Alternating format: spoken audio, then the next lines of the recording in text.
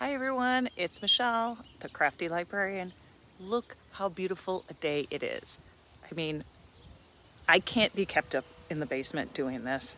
So I decided to mix it up a little bit and do this outside. And so if you hear kids running around or birds or other noises, hopefully I'm loud enough so that you can hear me and understand me. And since I'm mixing things up on the video, let's mix things up and talk a little bit about something that doesn't get talked about enough. How many people are graduating from library schools and their programs versus how many jobs that actually exist in getting a job in medical librarianship? I love being a medical librarian.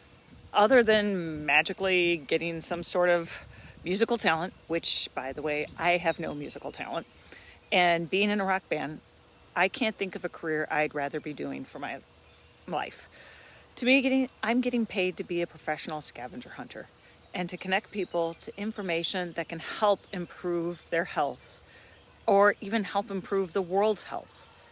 A few weeks ago, I attended a high school career fair, and it was a lot of fun.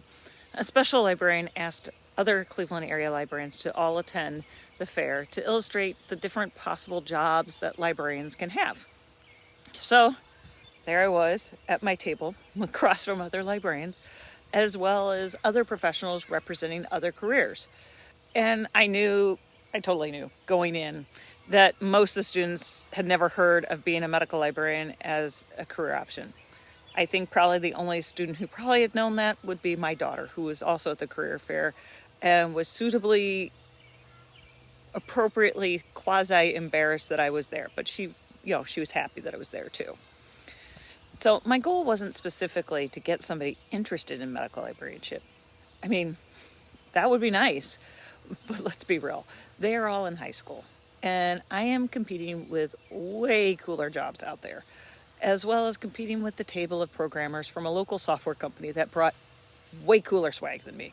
I mean, way cooler. I could not compete with their swag. So I felt my job at the fair was just to let people know that medical librarianship or health sciences librarianship is a career that exists, because these students, they're also the future doctors, nurses, lab techs, researchers, and hospital administrators. And it's important that they know that this career, a medical librarianship, a health sciences librarianship, will support them in their job, and that I don't sit around and read books all day. And these are the people that when they become doctors and nurses, we give them information to help them at their job. These are also the MBA students and administrators who will be asking for money to support their libraries in their hospitals. So it's important that they know that something like this exists. However, as much as I had a great time, the career fair kind of got me thinking about the next generation of librarians. And I started thinking about what I would tell people currently in a LIS program or people who are thinking about going into one. And I admit, my thoughts got a little less excited. I think that's because I often run into library students or new grads who are told by some library schools that librarians are retiring, there'll be a wave of openings, there'll be tons of jobs out there, and there will be opportunities when you graduate. But here's the thing, and I hate to say that, library schools have been saying that for 30 years. They were saying that when I was in library school. And I got news for you. It hasn't changed. So this video is for those who are currently in library school or thinking of going to library schools, so that you can enter the profession and your education with your eyes open. As I said, this can be a great career. I love what I do. But there isn't a mass retirement leading to a lot of job openings. And it probably goes without saying that you are not going to get rich by being a librarian. But let's have a look at some of these things so that if you think librarianship is for you, you can approach it with your eyes open. So first, let's get to the data. According to the ALA, there are currently 20,000 students enrolled in ALA accredited programs. And that's a lot of students. But when you compare it to other professional degree programs, it doesn't seem like it's a huge amount. For example, law, according to the American Bar Association, has 120,000 students studying law. MD and DO programs, there's about 140,000 students currently studying. And there are about 100,000 nursing students in nursing graduate programs. And if we want to expand that out a little bit into MBAs, there's about 150 to 200,000 students getting their MBA. So like I said, it doesn't seem like 20,000 library students is that many overall. But when you compare it to the number of students who graduate each year with the number of open positions, we kind of start to see a different picture. So again, with the stats, Data USA shows that we have about 20,300 people in the workforce with the degree from a medical ALA accredited program. And that number is declining. The U.S. Bureau of Labor and Statistics, however, shows that there are about 142,100 librarian jobs overall. And instead of declining, they say it's growing, but only slightly at 2%, which is slower than average. And they claim there are about 13,500 openings per year. But those are mostly from replacement, not from growth in the industry. Now, if you are questioning like me, those are two big different numbers. The U.S. Bureau of Labor Stats and Data USA, vastly different numbers. And so I did a little bit of digging. And from what I could find, Data USA is tracking people who have library and information science degrees as their field of study, while the Bureau of Labor and Statistics is counting people working in specific occupations such as libraries, librarians, library media specialists. So it includes their number, the bigger number includes professionals who may not have their MLIS. It also includes people who do. So if you look at the data this way, the stats this way, Data USA are people who specifically study library science, whereas the Bureau of Library Statistics is anybody who's working as a librarian or in the libraries. In my opinion, I believe that our numbers are somewhere in between, because I think there are a lot of people who are librarians who have alternative degrees that aren't quite a LIS degree. And likewise, I think there are a lot of people who are LIS degree people who are working outside of librarianship and library related kind of areas. So whether you want to use the job numbers from Data USA or from the Bureau of Labor and Statistics, the jobs in the fields are either declining or barely growing. And that's important because every year there's about 6,000 students graduating with library science degrees, according to the ALA. If we go with the more slightly optimistic statistic, which is from the Bureau of Labor Statistics, we are still looking at only a 2% job growth. And then they mentioned there's only about 13,500 openings per year from replacement, not from growth. So the pipeline is really small, and there is no massive surge of new positions opening. So that means the jobs are competitive, and there are going to be a lot of people applying for them. And not only will there be people fresh out of grad school, but there will be people competing for the positions who have been in the profession and have experience. And that's another area that gets me a little worried, because there's a big mismatch, in my opinion, between library schools and what they teach and what employers want to hire. Library schools tend to teach theory, but employers want experience and prefer to hire with people who have experience. Add into the equation that many of the library schools do not require a practicum or an internship in order to graduate. And that equally is a concern of mine. This is very different from fields like counseling, medicine, social work, nursing, teachers. They all have supervised practice hours and and it's mandatory to have them it's mandatory to have those practice hours in order to graduate from those accredited programs. So in those fields and in those areas, those schools have the luxury of teaching theory because they're also requiring experience in order to graduate. Whereas I don't find a lot of library schools anymore that require the internships or practicum in order to graduate. Yet, they're still teaching a lot of theory. So, we as professionals, professional librarians, we claim the status of advanced information professionals, but we're accepting a training module that wouldn't be acceptable in the professions that we support. And let's just go outside of medical librarianship or health sciences librarianship. Let's take public librarians. Public service professionals like social work, teachers, all require supervised practice, yet librarianship doesn't.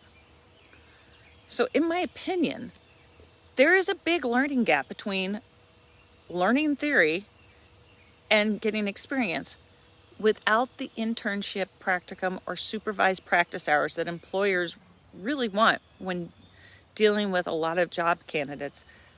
And when they are dealing with a lot of job candidates, they're typically going to choose somebody with some sort of experience.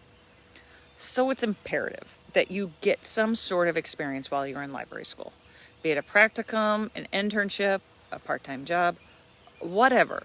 That will help set you apart a little bit. And while experience is really important, one thing that they don't really talk about is where you live or where you want to live is probably just as crucial as well, because you may not get a job where you want to live. In fact, you may need to move for your first job. You may need to move again to advance, and you may need to move again if you want to specialize. It's not unusual for people to have to move around to find jobs in their library careers. Now, I know that sounds odd because you've known me as the medical librarian at the Cleveland Clinic for over 28 years. But I'm not from Cleveland. I'm from St. Louis. I got my graduate degree from the University of Missouri. Go Tigers, beat KU. But I had to move out of the state to get my first job. And I didn't want to move. I had every intention of getting a job in St. Louis, and I wanted to stay there. But my first job was in Cleveland. And I fully thought that I would make it a 5-year gig and return home to St. Louis. But I fell into that other part of the problem with librarianship and jobs. A lot of librarians tend to stay at their jobs. There just isn't as much movement. If I want to move back to St. Louis, I had to find a job in the St. Louis area. And when you combine that with a smaller number of job openings a year, not all of the positions are ones that I was qualified for or were interested in. It meant there wasn't a lot of options. And I think the same could be said if I grew up in Cleveland and went to Kent State for library school and had to move to St. Louis for my first job. The number of jobs at any one specific city can be limiting. So if you have your heart settled on living in a certain city, or you have a family and you can't move, then it's going to make things more difficult to find a job. And that's where you really also, again, need to really focus on getting a lot of experience as any way possible that you can. So, given the fact that there are a few jobs out there, and there's a fairly large number of graduates, and there are even fewer jobs in maybe any one specific locale, we also have to be mindful of our salary versus debt ratio. Within the last few years, there has been a shift in people's attitudes towards the value of college and graduate degrees. I actually don't think that is that bad of a thing, but that's a topic for another time. Anyway, in the case of getting your master's degree in library science, people have got to go to ways of cost. Got to think about the ways of cost for the people have got to think about the costs of going to graduate school versus the salary that they realistically expect to make in their first job as well as their career. So it's imperative to do your homework when picking an LIS school. There are out-of-state programs that can be cheaper than your in-state program. Choose the least expensive program, and this is my own personal opinion. Choose the least expensive ALA accredited program that you can, that works with your life and schedule. Minimize your debt profile as much as possible. In my view, the school's reputation matters far less than the cost, and employers really care that you graduate from an ALA degree accredited program.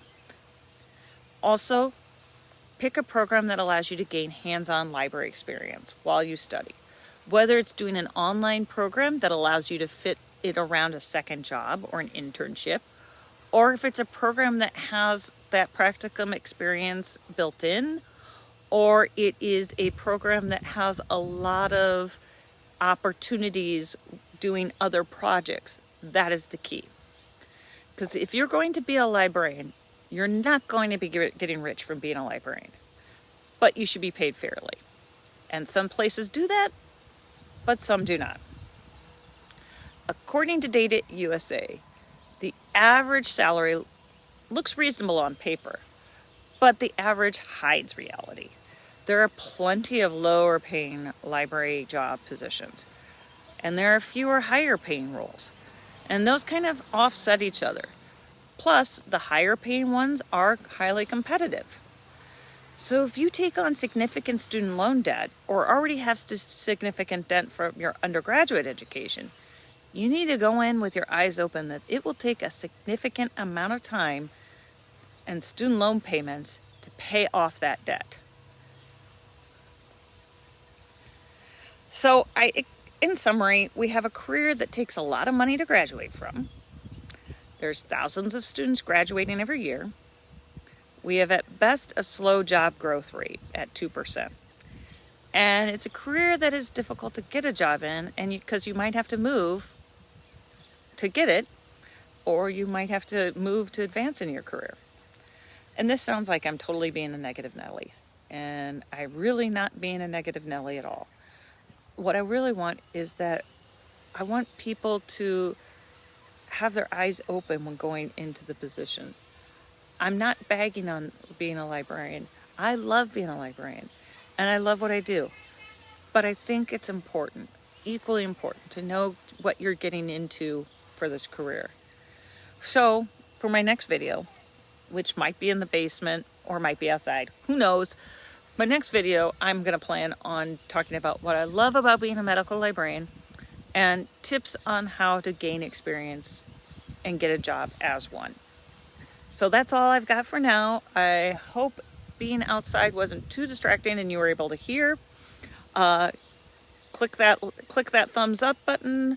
That's how we can get more people to see what medical librarianship is like.